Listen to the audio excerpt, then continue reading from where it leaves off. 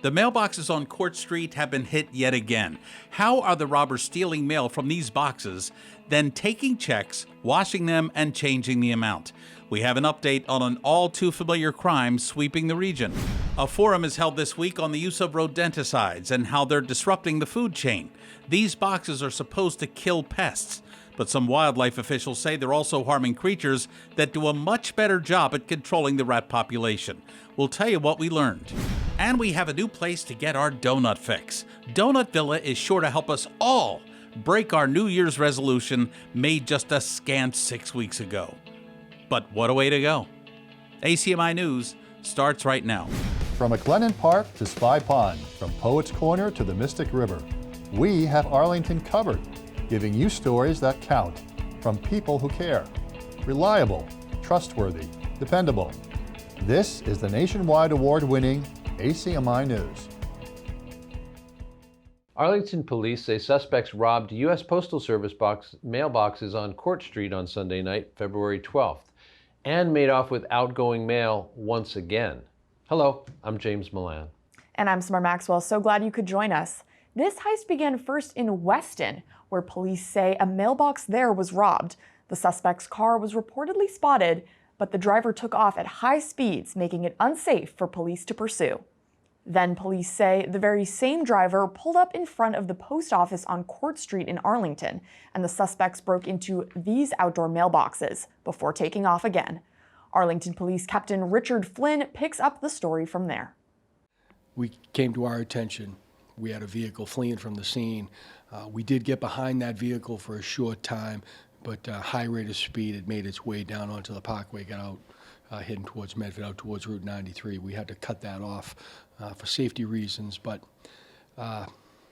another event where they go into these mailboxes, however they're getting access into these boxes, they get into these boxes, it seems like on the AMs of Sunday nights, Monday mornings, and they're looking to get their hands on mail that gets into that box or those boxes during the course of the weekend. They're smart enough to know that there's probably a decent amount of mail in there. What they're looking for, they're looking for the checks. They're looking for the checks, they get the checks, they open them, they wash the checks, they clean the checks, they change the values. So that's their end game. You know, it's an issue that's been going on in some other communities. We are working with U.S. Postal Inspectors. We are working with other law enforcement partners on this, with a little bit of a challenge. Multiple targets out there where they can go. Trying to be in the right spot at the right time can be a little bit challenging. You'll recall similar thefts have occurred recently at the Arlington Post Office drop box and other Postal Service mailboxes across the region. Arlington and Weston police both say that for now, residents should drop their mail inside the post offices rather than in the blue mailboxes outside the buildings. And as the investigation continues, Chief Julie Flaherty is advising anyone who mailed a check over the weekend at the Court Street Post Office to cancel the check and notify their bank.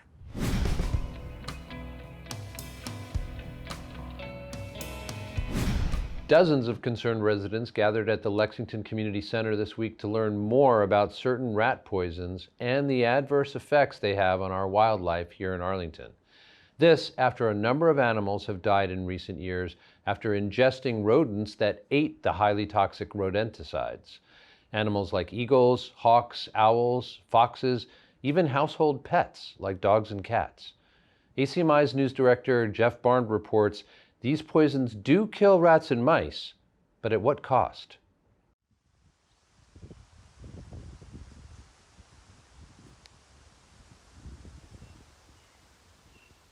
In recent years, Arlington has seen its share of unnerving disruptions in the natural cycle of life. Last year, a great horned owl and 2 owlets living in these trees at Menotomy Rocks Park died a very slow and painful death, bleeding out of their eyes, nose, and mouth.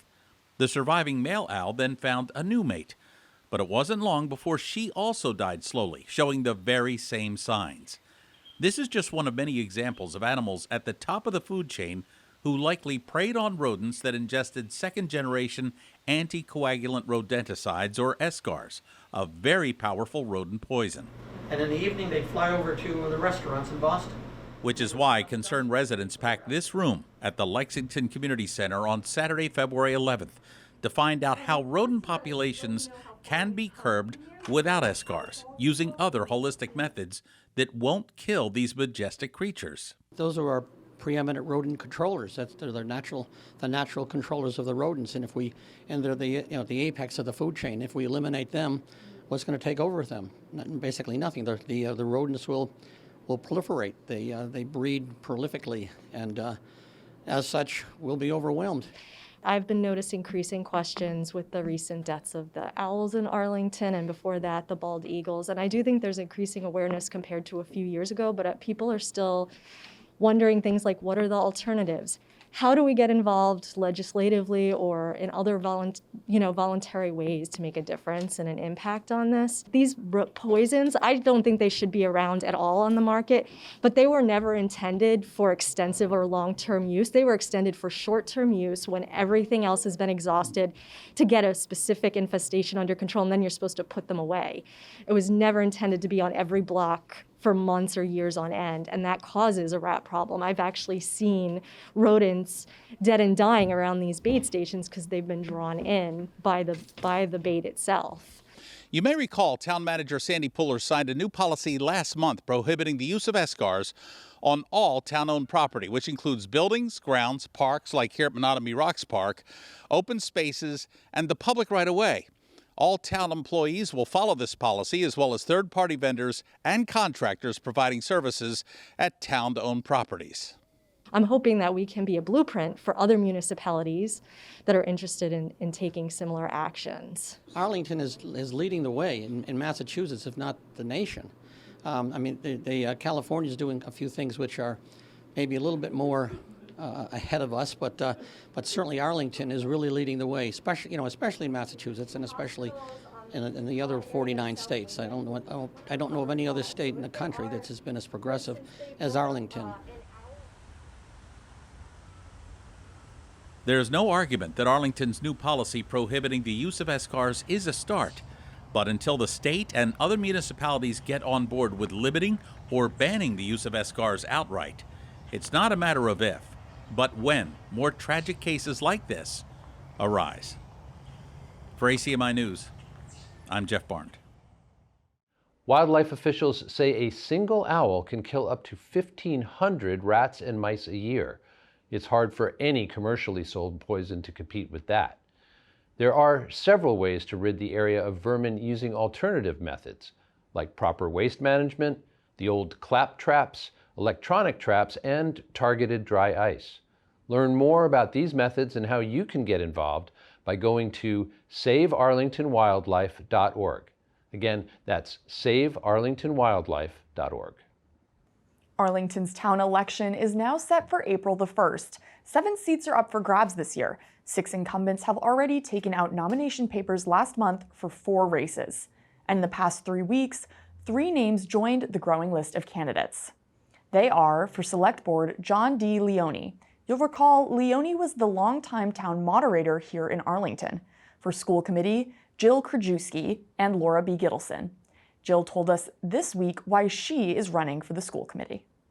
I love the town of Arlington, and I believe that I can offer to the school committee my educational expertise as a parent, as a secondary teacher, and as a union leader to continue to ensure that our town is a place that families want to raise their children to attend public schools. I don't want to pretend that I know all of the challenges that Arlington will face over the next 3 years, but I do know that I have spent my entire teaching career coming up with collaborative and creative solutions to solve problems. After teaching through a pandemic and seeing the struggles that nearby communities have had to work collaboratively with their unions, I felt strongly that my path forward is to serve my town and help continue to build on respectful engagement that the school committee, school leadership, and union leadership currently have.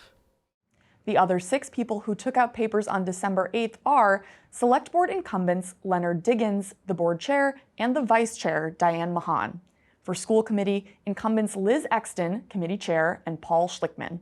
Finally, for Town Clerk, incumbent Juliana Brazil. And for Board of Assessors, Mary Winstanley O'Connor. And you just heard from Jill Krajewski. ACMi News is reaching out to all candidates for comment prior to Election Day, which again is April 1st. To learn more about it, just go to the town webpage, arlingtonma.gov/election. Town Moderator Greg Christiana has updated his February 1st announcement that this spring's annual town meeting is expected to be held in person only. In a note posted to town meeting members, Christiana made his case for not exploring a hybrid option.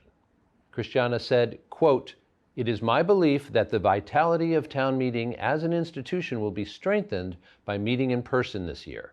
Remote town meeting has been challenging on multiple fronts, not least of which is the tendency for remote town meetings to take much longer than comparable in-person ones, and this has fatigued and frustrated many participants. While I see a lot of potential for hybrid participation in the future, it is simply not a viable option for town meeting at this time and does not appear to be permitted under current law." Christiana adds that plans for an in-person town meeting can change depending on the COVID situation this spring. If you frequent the Alewife station to catch the Red Line for work or play, your life has been disrupted in recent weeks. This after police say a 29-year-old Medford man intentionally crashed his vehicle into a fifth-floor concrete barrier at the station garage, which led to pedestrians and commuters getting struck with raining glass and other debris.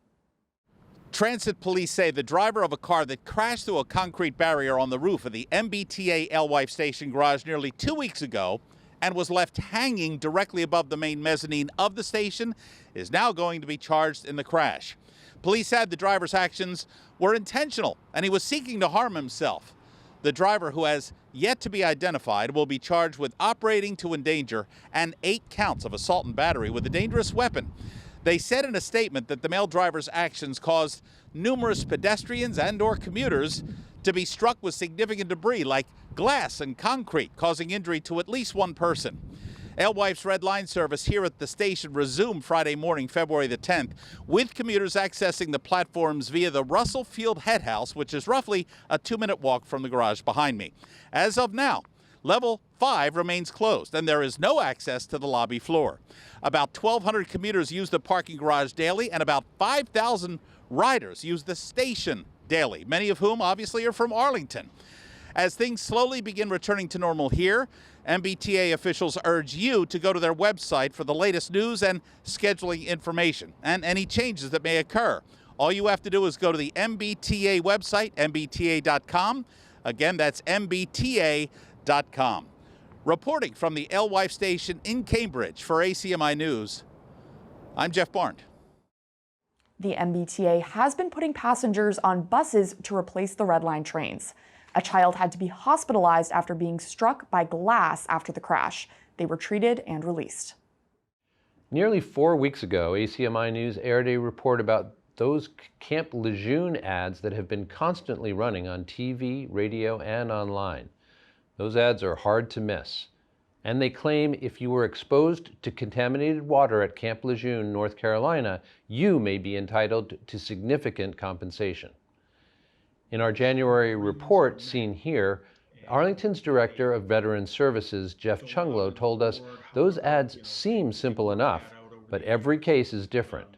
And ever since Chunglo posted the January news report on his webpage, he's been hearing from veterans nationwide. So I've been receiving phone calls from Wyoming, Arizona, Texas, Florida, a few others that I can't really remember, but there is a lot of misinformation out there. We are seeing a decrease in the number of ads because the time limit to file for the tort claim is approaching.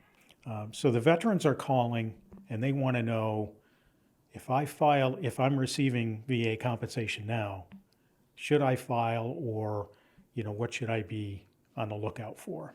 If any veteran needs some information, what do you recommend they do? Call me. I've told people share it with family, friends.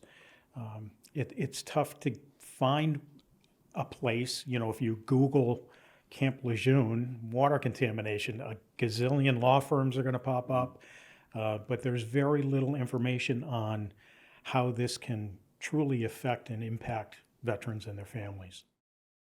Chunglo says if veterans have been receiving government compensation and they decide to sue, they could win very little. In some cases, they could even lose money. Why? There could be too many offsetting costs that would quickly chip away at anything a veteran would receive from the lawsuit. If you wish to see the ACMi News report in its entirety, just go to our website, acmi.tv. And if you have questions for Jeff Chunglo, you can call him directly at 781-316-3166. Again, that's 781-316-3166. My God is gonna trouble the water. As ACMi News continues to celebrate Black History Month, we salute Tanisha Sullivan, the NAACP president of Boston and former Secretary of State candidate. Ms. Sullivan was the keynote speaker last month for the 35th annual Arlington celebration of Dr. Martin Luther King Jr. She's a seasoned attorney, courageous civil rights leader, and dedicated public servant. And in wearing so many hats, she told ACMi News last month that she does all she can to live every day using Dr. King's words and deeds as her guide. Today is an important day, I think, for all of us, especially when we think of the life and the work of Dr. King. I mean, he really did dedicate his life to helping us all pursue the better angels, the better aspects of our society. You know, Dr. King is someone who believed deeply that our nation was capable of delivering on its promise of freedom, justice, and equality for all people. And he not only talked about it, he did the work to help make that happen. And that's something that I hope people take away from today, that it's, you know, there are so many things that we can take exception with in our society, right? But it takes a very special person, someone who does truly care and love this nation deeply, to actually roll up their sleeves to do the work to help make it better. And that's what Dr. King's life was about. And so I'm hopeful that people will remember that and take heed of it. I read this article this morning. It was very interesting. It was a quote from Bernice King, his youngest daughter, down in Atlanta, head of the King Center. She basically said there are a lot of leaders we have in this country, especially politicians, who cheapen King's legacy by creating their own platitudes, and they don't live King's life, legacy, and basically the legend of Dr. King 365 days a year, which proves we have a long way to go. We do have a long way to go, and I think it is important to note that Dr. King was not just a brilliant orator with words that struck to our hearts. He was someone who believed every word he was saying and really did live his life in such a way that he hoped that others would follow. I actually saw a social media post today that I appreciated. It said, are you really living that quote you just posted, right? And so again, I hope that that this year, because every year is an opportunity to start anew, that this year people really do stop and reflect and really seek to live their life in word and in deed for the principles that Dr. King died for. What he demonstrated, he was a simple man. He's not someone who sought to lead in this way. In many respects, historians tell us he was thrust into this work. And so he also demonstrates that ordinary people can truly do extraordinary things. And so I hope that each individual, each person who has the opportunity who takes the opportunity to observe today, really does think about what they can do to contribute to our communities, to help make them better and stronger, right. And that we believe in ourselves that we actually have something of value to offer. Tanisha Sullivan was born and raised in Brockton. Following her parents' example, Tanisha's life's work has been focused on service, equity, and impact. Since being elected to serve as president of the NAACP Boston nearly 6 years ago, she has led the organization in its fight for racial, economic, and social justice.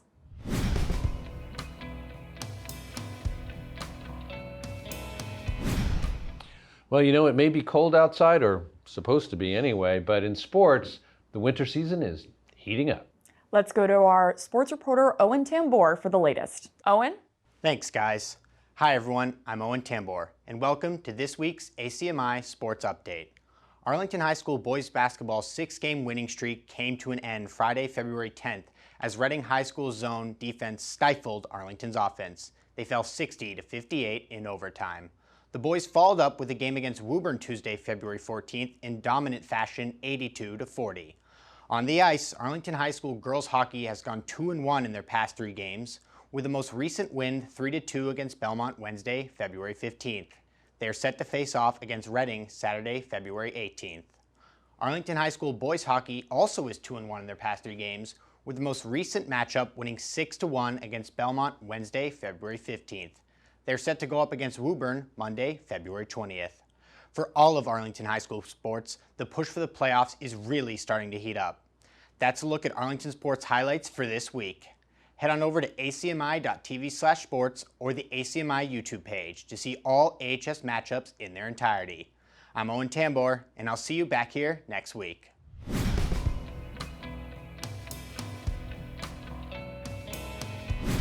According to modern-day historians, the art of textiles goes back nearly 10,000 years. Textile products throughout the centuries have been a driving force of major global economic activity, and the textile industry has been behind the rise of political and economic empires. One of humankind's oldest industries is now celebrated at the Arlington Center for the Arts. Earlier this week, I attended this one-of-a-kind exhibit entitled Labor of Life, Textiles Plus Fiber, a showcase of diverse techniques that encompass the world of textiles. The Arlington Center for the Arts' new exhibit features a living history of one of humankind's most creative passions, the colorful and ancient world of textiles. Textiles have been an important part of many cultures for generations, used for currency, survival, or storytelling. And now a resurgence of textile art is honoring that legacy, and you can see it right here at the Arlington Center for the Arts.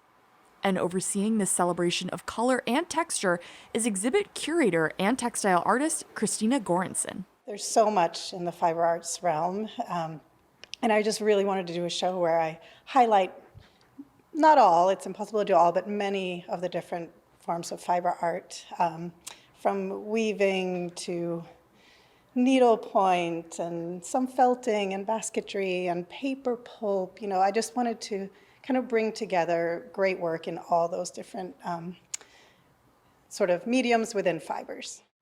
Unlike many art exhibits, here visitors are actually encouraged to touch some of the art. Just look for the hand symbol next to a piece. It can be delicate, and some of the pieces that you're allowed to touch are quite delicate, but I think especially when it comes to fiber arts, it's so tactile. You really want to touch the surfaces or just feel them in general, and so it just adds a whole other level of sort of intrigue to the show to actually get to touch some of these pieces. Unlike many museum pieces that are under constant guard and priceless, you can purchase one of these high-quality items to take home and adorn your wall. We would love for people to come and shop. They are for sale, most of them. Potential buyers and viewers truly have so much to see and choose from. You know, craftsmanship in general becomes really important in fiber arts. But even if you just wish to browse, Christina guarantees your experience alone will be priceless. You really want to touch them all, and you know, we have such a, I mean, we wear clothes every day, like textiles are all around us, and so I think we also take it for granted a lot, and so it's nice to be able to sort of, you know, put them on a pedestal and put them on the wall and really appreciate textiles and fibers as art. It's really important to come and see this show in person, possibly touch some of them that you're allowed to touch. But even if you don't touch them, I think it's really important to get really close to a lot of these. You know, some very intricate embroidery and the needlepoint and the weaving, and just all of them really you have to see close up and really experience and spend time with. So I encourage everyone to just come and see it in person. Labor of Life features the artwork of over 30 artists, so come check it out before it's gone at the end of March here at the ACA. For ACMi News, I'm Summer Maxwell. Labor of Life Textiles Plus Fiber is showing through March 30th at the Arlington Center for the Arts. For more information on this exhibit, just go to the ACI website, acarts.org. Again, that's acarts.org. And there's a new restaurant in town that just celebrated its grand opening on Saturday, February 11th. You can already find Donut Villa in Newton, Medford, Cambridge, but now, as ACMi News correspondent Karen Tsui says, you won't have to travel so far for your sweet donut fix. When America is busy running on Dunkin', Arlington residents are currently lining up for Donut Villa. The diner opened at the end of 2022 in Arlington Center and took over the previous common ground space at Broadway Plaza. As one of the last donut places in the Boston area that still handcrafts these sweet pastries, store owners say that they are dedicated to taking time to make the donuts. We get in here every morning and make the donuts. We've expanded the donut production to we have a bigger space for the kitchen so that we can start as late as possible so that they're as fresh as possible. As you can see, I'm getting a half dozens of donuts right here in front of me, and they smell super great. I'm just gonna dig right through the Boston cream one.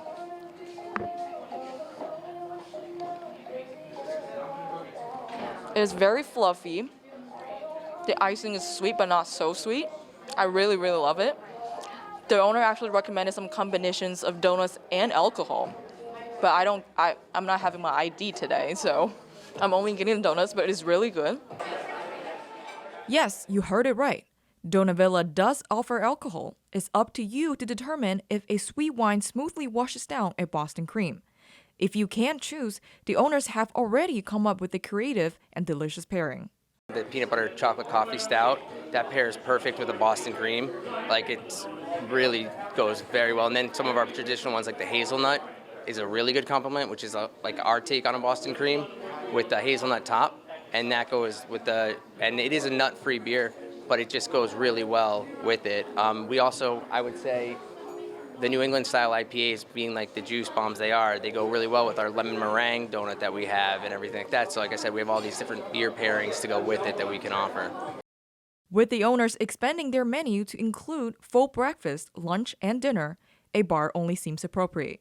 And these guys are open until midnight. And with the town here, and we see like what we have to offer them, there's no late night spot that serves food and drinks, so we want to be able to do that for the community as well.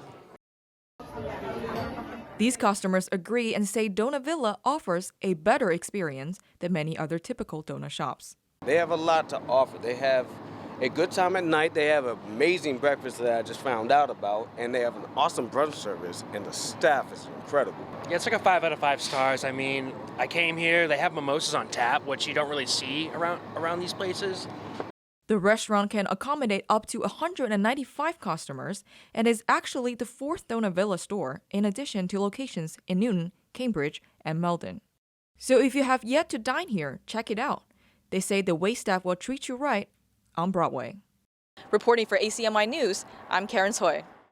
Donut Villa is located at 319 Broadway. Check out their extensive menu at donutvilladiner.com. So on the whole, I'd say we have a great restaurant to satisfy the sweet tooth. No excuse now to fritter around with a glazed look on your face. Now that's a goodbye with a twist. And that'll do it for us this week here at ACMi News. Thanks so much for joining us. I'm Summer Maxwell. And I'm James Milan. We'll see you next week. Bye-bye.